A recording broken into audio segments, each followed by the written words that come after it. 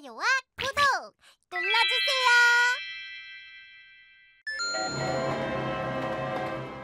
오늘은 독립운동가이자 시인인 이육사를 만나볼 거예요.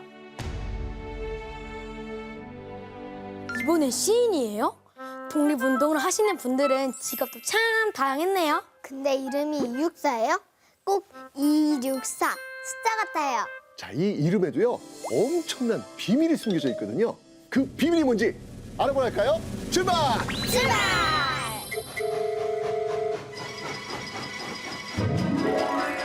칙칙폭폭 칙칙폭폭 출발한다. 우리 같이 떠나자 시간 여행 배변 양락이차.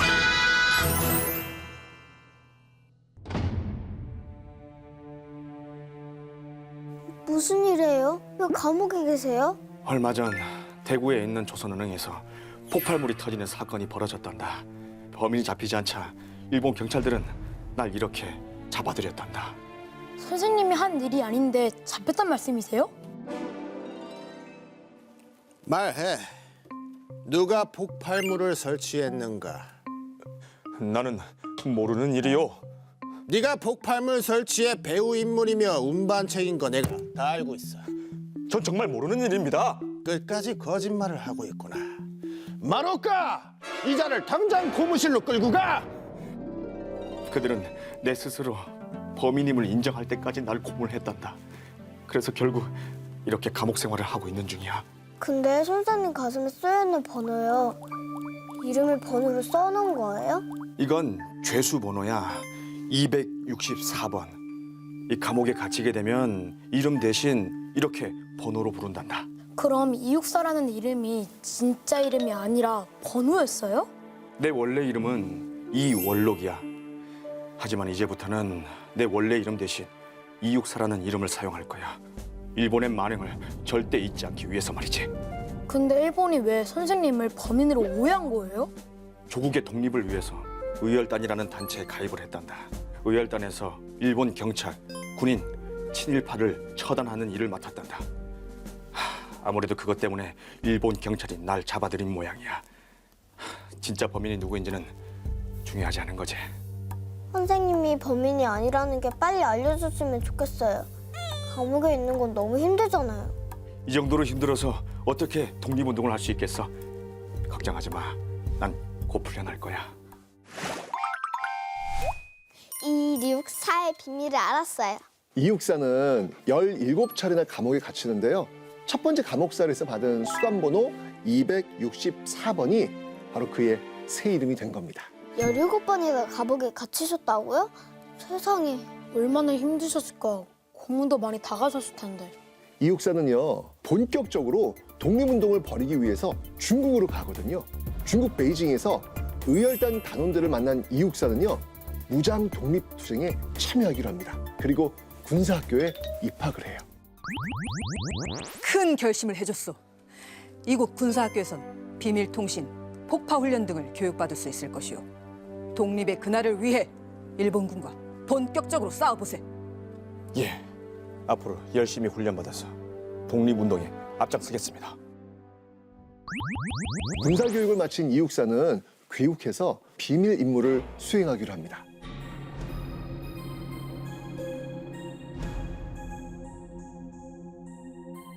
그런데 동료의 그 자수로 또다시 일본 경찰에 붙잡혀요. 이때 7개월 동안 감옥살이 하면서 건강이 더욱 나빠지죠. 여러 번 감옥살이 하면서 모진 고문을 받았기 때문입니다. 그는요, 아픈 몸을 이끌고 무장투쟁을 계속할 건지 굉장히 고민 많이 하거든요. 이육사는 다른 방법을 통해서 일본에 저항해야 되겠다라고 마음을 먹어요. 다른 방법이요? 선생님, 뭘 하고 계세요? 시를 쓰고 있단다. 시요? 내 몸이 점점 나빠져서 더 이상 무장투쟁을 할 수 없게 되었지. 그래서 난 시를 통해서 일본에 대한 저항의 마음을 표현하고 있단다. 그리고 원래 또 내가 시를 쓰는 걸 좋아하기도 하고. 시를 통해서 독립운동을 하겠다는 말씀이신 거잖아요. 그렇지. 얘들아, 내가 시를 하나 쓴 게 있는데 한번 들어볼래? 제목은 광야란다. 궁금해요. 지금 눈 내리고 매화 향기 홀로 아득하니 내 여기 가난한 노래의 시를 뿌려라. 다시 청고의 뒤에 백마 타고 오는 초인이 있어 이 광야에서 목 놓아 부르게 하리라. 혹시 광야라는 건 우리나라의 뜻한 걸까요? 오, 그럴 수도 있겠다. 그럼 백마 타고 오는 초이는 모두가 기다리는 광복인가? 아이 그렇게 느꼈니? 지금 현실은 비록 아주 어둡지만 먼 훗날 반드시 광복이 찾아올 거라는 나의 믿음을 적은 시란다. 시를 쓰는 걸로도 일본에 맞설 수 있는 거잖아요. 일본은 점점 우리 민족의 정신을 없애려고 하고 있어. 우리 말도 우리 글도 못 쓰게 하고 있잖니. 심지어는 우리 이름까지 일본식으로 고치라고 강요를 하고 있단다. 이름을 다 일본 이름으로 고쳐야 한다고요? 그뿐만이 아니야. 잡지에 시를 실을 때도 일본어로만 된 작품만 실을 수가 있지. 하지만 난 절대로 일본어로 시를 쓰지 않을 거야. 일본이 한글로는 시를 못 쓰게 했대요. 일본의 그 강력한 민족 말살 통치로 우리말로 된 문학 활동이 어려워졌거든요. 광야라는 시를 들려주셨는데 정말 좋았어요. 이육사는요, 광야 외에도요, 절정, 청포도 등 정말 유명한 시를 많이 남겼거든요. 모두 일본에 저항하고 독립을 원하는 마음을 아주 담뿍 담은 그런 시입니다. 내 고장 7월은 청포도가 익어가는 시절.